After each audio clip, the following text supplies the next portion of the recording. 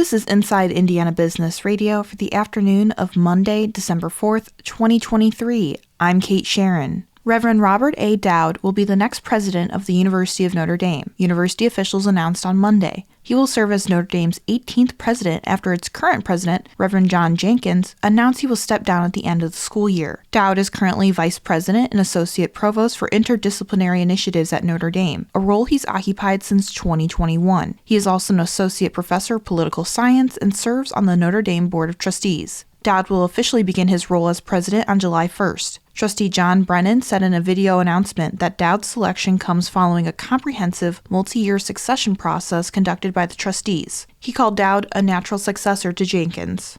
Indianapolis area brokers are bullish on the future of the local retail sector as occupancy rates grow in the aftermath of the pandemic and demand for space outstrips supply in some suburbs. The industry's inventory has been generally stable in the wake of the pandemic. In fact, retail stock has increased slightly from 46.3 million square feet in the first quarter of 2020 to just over 46.6 million during the same time frame this year, according to data from the Indianapolis office of Chicago-based brokerage Cushman & Wakefield. Bill French, executive director and retail broker for Cushman & Wakefield, said, quote, "The retail sector is performing extraordinarily well, given the circumstances of the past 3 years." His assessment is based in part on another key category, vacancies. The overall vacancy rate for the Indianapolis area was 5.5% in this year's third quarter, with submarkets like Avon, Fishers, Mooresville, and the Nora neighborhood of Indianapolis having little or no available space for would-be users. It's a full percentage point higher than the third quarter of 2019 at 4.5%, but a marked improvement from the 6.5% vacancy during the same period in 2021.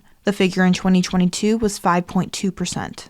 A new WalletHub study ranks Indiana as the 6th worst state to find a job, citing limited opportunities, its unemployment rate, and job growth.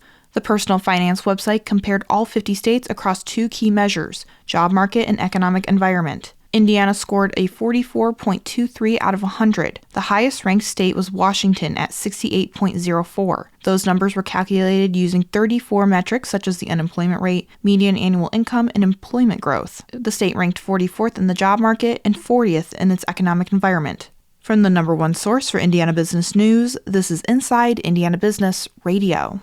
Whether it's a new hire or a noteworthy promotion, IIB's Bigwigs and New Gigs serves as a platform to promote your team. Our revamped offering includes being featured on both the newly redesigned newsletter and at InsideIndianaBusiness.com. Subscribers to the Business News subscription save $10 off every listing. Plus, you can save $100 by bundling your submission to IIB with the Indianapolis Business Journal or the Indiana Lawyer. More at InsideIndianaBusiness.com. Scrambling to improve literacy rates among Hoosier students, state lawmakers seem adamant to toughen Indiana's policy that requires most kids who are deficient in reading to repeat the 3rd grade. IIB's Alex Brown has more. The proposal has so far been met with skepticism from Hoosier teachers, school officials, and education experts who maintain that a more stringent statewide retention law could further inflate classroom sizes and have negative social and emotional effects for students. Critics additionally caution that holding back more kids will cost the state hundreds of millions of dollars more in education expenses.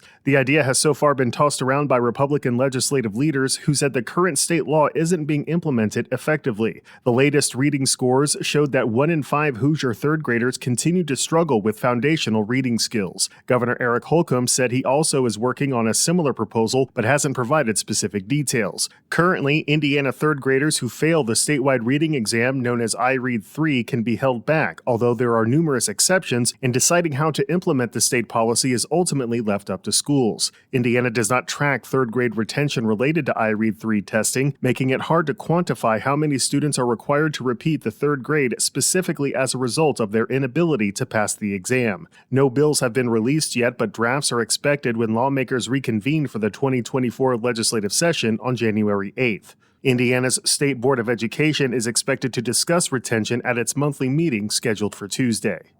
Alex Brown, Inside Indiana Business Radio. A pest control company headquartered in Orem, Utah, is expanding its Indiana footprint. Greenix Pest Control has acquired Fort Wayne-based Bamboo Pest Control, though financial terms of the deal are not being disclosed. Greenix already manages locations in Bloomington, Fishers, Indianapolis, Lafayette, and Maryville. The The company said the acquisition of Bamboo expands its coverage to more than 180,000 households. It was not immediately clear how many employees Bamboo Pest has or if any jobs in Fort Wayne would be negatively affected by the deal.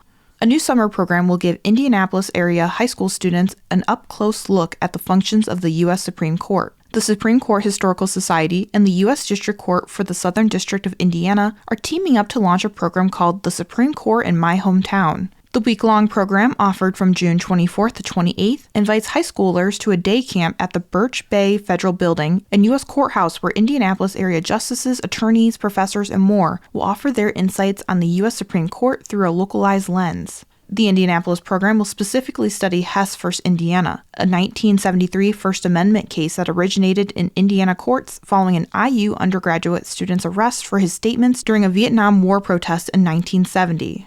November's municipal elections brought a mix of new and old leadership to mayoral offices around the state, including a history-making move in Terre Haute. Brandon Sackbun, a Terre Haute native and former U.S. Army Ranger, is the youngest person ever to lead the city at age 27. The son of immigrants, Mayor-elect Sackbun said it was his parents who instilled the concept of public service and giving back to the community, and that was key to his decision to run for mayor. Sackbun cited the 4 major education institutions in Terre Haute: Indiana State University, Rose-Hulman Institute of Technology, Ivy Tech Community College, and St. Mary of the Woods College as being a key to growth. Veteran broadcast journalist John Stayer is this week's guest on the Business and Beyond podcast with Gary Dick, presented by PNC, a weekly conversation with high-profile Hoosiers in business, sports, entertainment, and beyond, available now from your favorite podcast provider. I'm Kate Sharon for Inside Indiana Business, Radio on Demand.